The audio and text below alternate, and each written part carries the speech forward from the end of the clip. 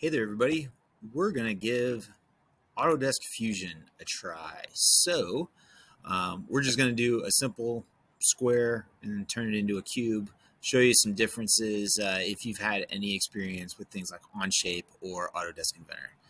So, first things first, we're going to see some differences, and you're going to drop down and we want to get right into the design. You'll notice you can do all kinds of cool stuff there. We'll get to that later on in the school year.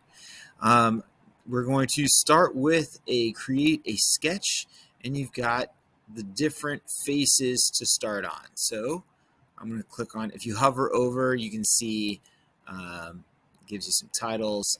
It even has some areas to snap to. So since we're going to do a square, we're going to grab a rectangle, and you can draw a square like this, or you can hit the drop down and go to rectangle and go to center rectangle, which is what we're going to use.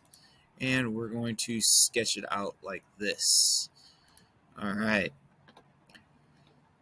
Let's see. Grab some dimensions.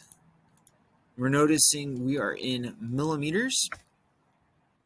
So let's see if we can change that real fast. So I'm going to hit this gear right here, and I'm going to change that from millimeters to inches. So it doesn't matter if you start with one, you can kind of finish with another. So that's a nice, easy way to change.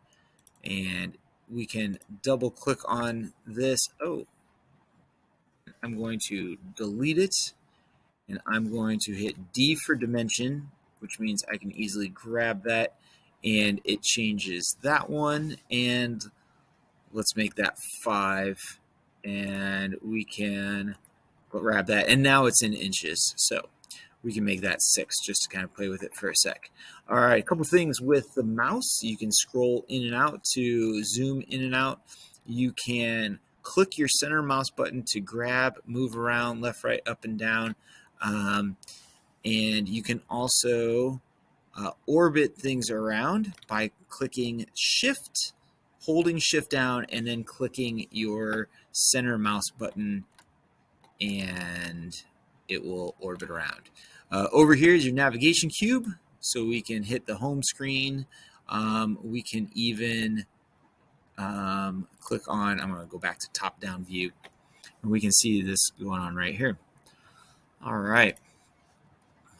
Next thing I want to do is use some of our constraints we have here. So this is our equals constraint where we make this and this equal. So now we've got a 5 by 5 inch cube.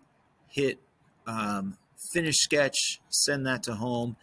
We're going to grab extrude, and here's some cool things. You can actually pull it up or push it down and add to it. You can then even type in how high you want it to go. So if it's a true cube, we're going 5 by 5 by 5 and hitting OK. And I'm going to double click the center mouse button, and that will automatically zoom for us. So you can see we've got a 5 by 5 by 5. If you need to make changes, okay, and let's say, oh shoot, I need to go back and I want to change this, you can actually get into your sketch, and down here, here's a pretty cool area. If I press play, you can see it happen. So obviously not a lot happening right now because it's a pretty basic shape. But if I need to get back in here and I said, oh, well, I meant this to be 0.75, and I meant double click that, and I meant this extrude, I'm going to double click that, and instead of 0.5 or 5 inches, I meant it to be 0.75.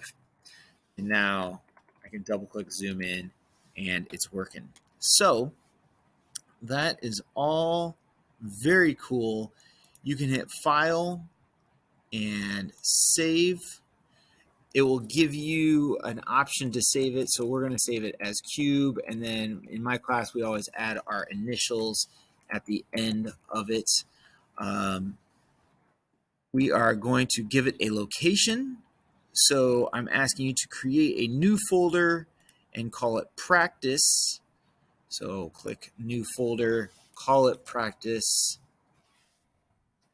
and then click on there so it makes sure that it gets into that folder.